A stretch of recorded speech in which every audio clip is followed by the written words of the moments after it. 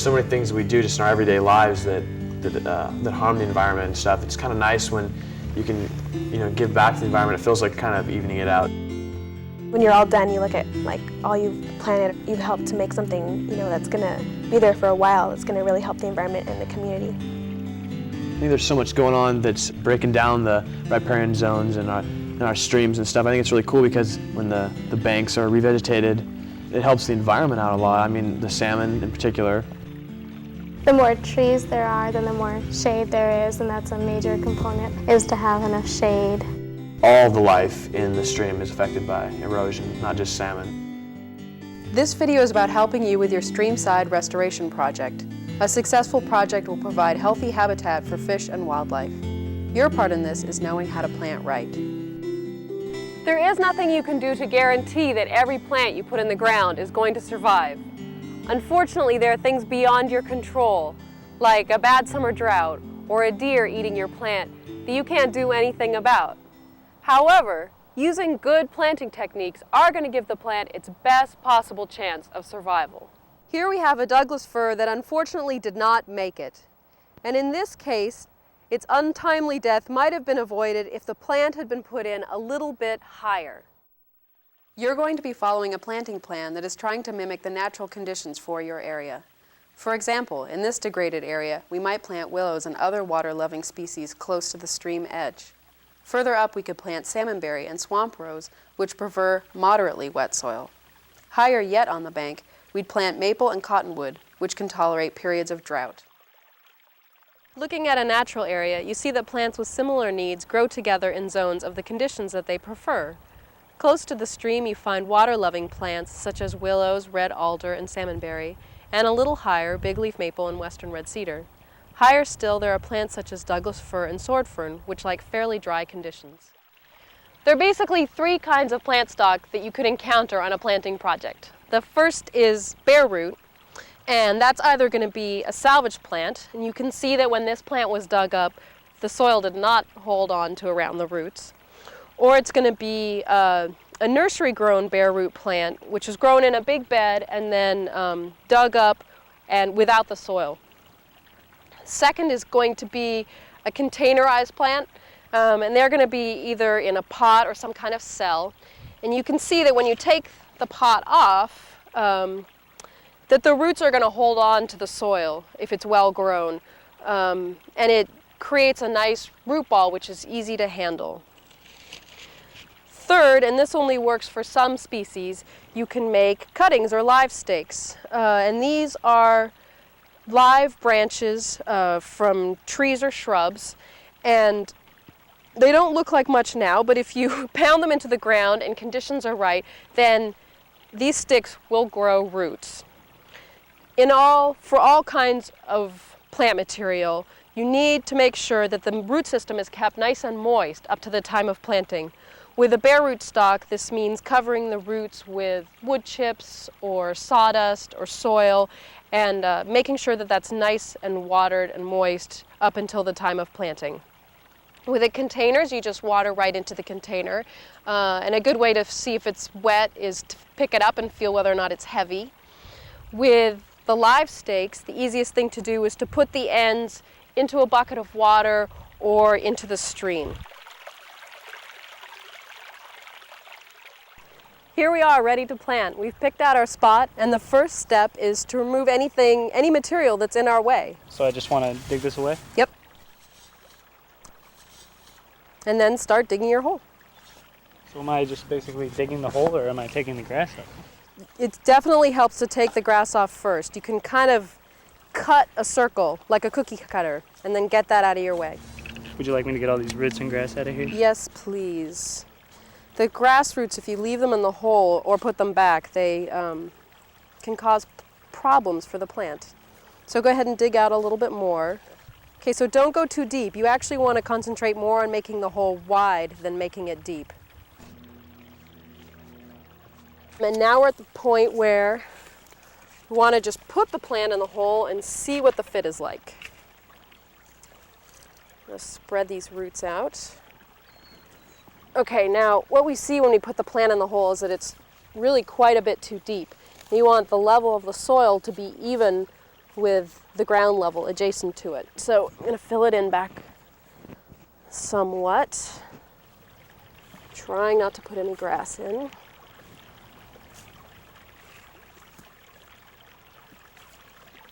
Okay, that looks more even.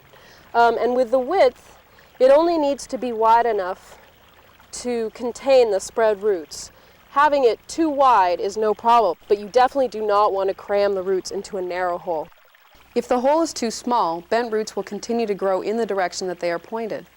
As this picture shows, after a year the roots are beginning to grow upward and inward instead of out into the surrounding soil. These bent roots will have trouble finding the nutrients and water that the plant needs and may not anchor the plant against strong winds. So now we're ready to backfill. Okay. For some reason, there is never enough soil. That's Even- why the bucket of dirt. Yeah, that's why the bucket of dirt. This extra soil came from a hole that we dug nearby on the site. As we're filling in, you can see we're pressing the soil into the hole, we're filling in all the air pockets, making sure we have good firm contact between the plant and the surrounding soil. And you can see we didn't put any sticks or rocks or grass roots in the hole, just the soil. One of the last steps is to make a berm that will hold water. Let's see if we can get any more out of this.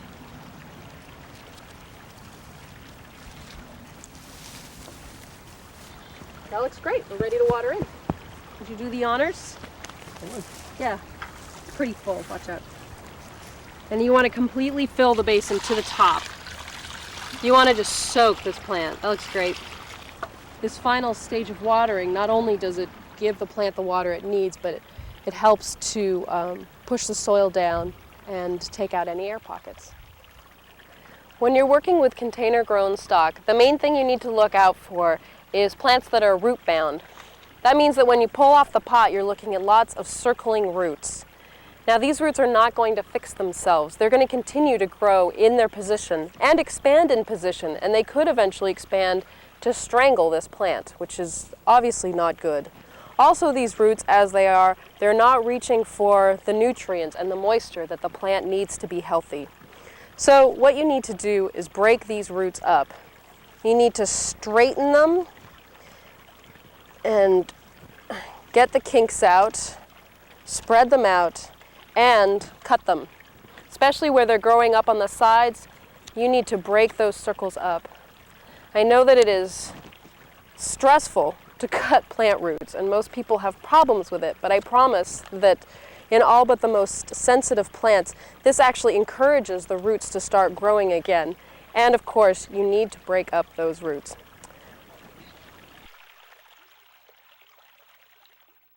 Now we're going to plant a bare root plant. So first, like with the others, we want to put in the hole and see if it fits. And definitely spread out the roots and hold it up at the level that it's going to be. And this does look a little cramped at the sides. So let's take another bite out of this hole. That looks great. Let's check it again. Yeah, we got a little bit more space here. But now the trick is bringing the plant up to the right level. How do you do that? Well, yeah, it's funny with bare root plants because you don't have the soil level to guide you. And instead what you want to do is use the level that, either the level that was grown in the field, if you can see that. Sometimes there'll be a dirt line or a wet line. Here's the stem and it's light brown and then it turns dark brown, and that's the root collar where it's turned into root tissue. So that's what you want to line up with the surrounding soil. And for bare root plants, you want to make a little mound so that you can spread these roots out. So let's make a mound at the bottom of the hole. That's probably good. And spread the roots out. That's looking pretty nice. And the level, does that look good to you? Yeah, that looks about right. Okay, great. Let's fill it in.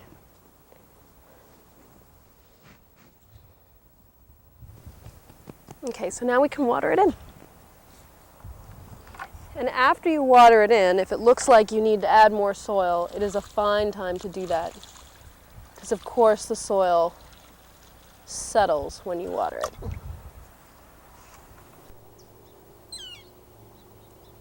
Planting willow stakes, first and very important, is making sure you have the right end up. These are not going to work if you plant them upside down. So the first thing to check is that if it was cut right, there's going to be a slanted cut at the bottom, and that's so it's easy to drive into the soil.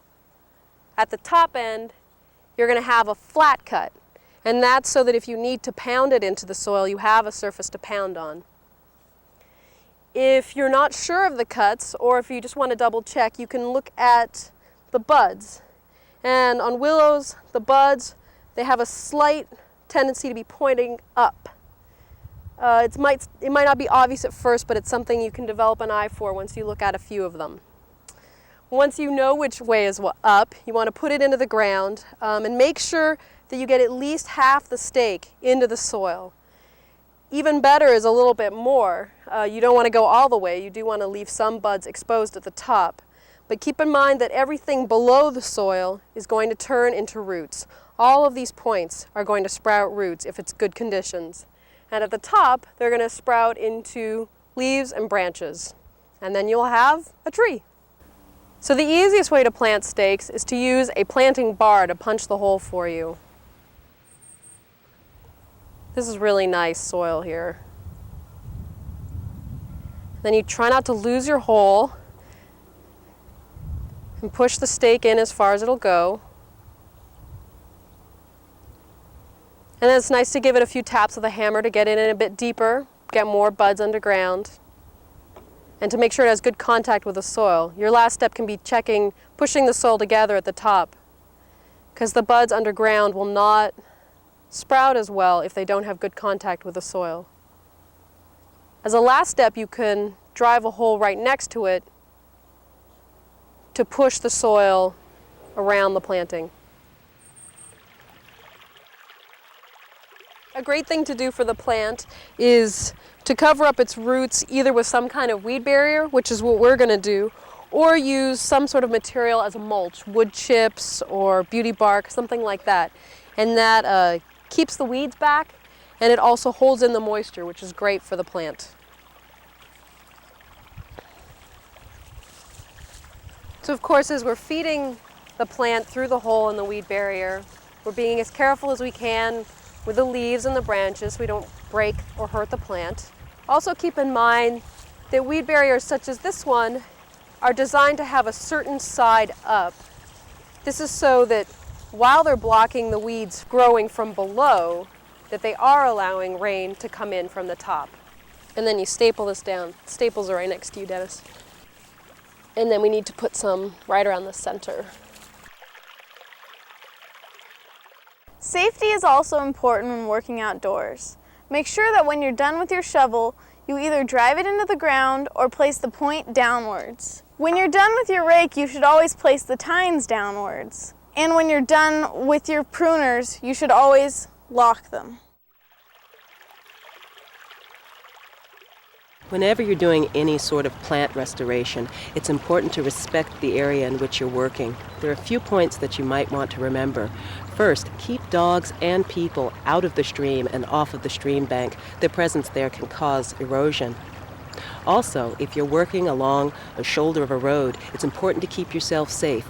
Be aware of the cars that may be in that area. Here we have a site that was restored 2 years ago. We provided some basic maintenance, such as watering every 2 to 3 weeks during the dry periods. The mulch we used prevented new plants from drying out.